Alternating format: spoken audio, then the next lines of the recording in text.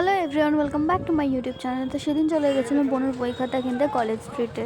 তো ফার্স্টে গিয়ে বদের সাথে মিট করে তারপরে বই খাতার দোকানে চলে গেছিলাম। সেখানে অনেকক্ষণ ধরে অনেকটা পরিমাণে বই খুঁজতে হয়েছিল, অনেকক্ষণ টাইমও লেগেছিলো। আর এদিকে তো খুব সুন্দর হাওয়াও দিচ্ছিলো আর আমরা বই কিনছিলাম।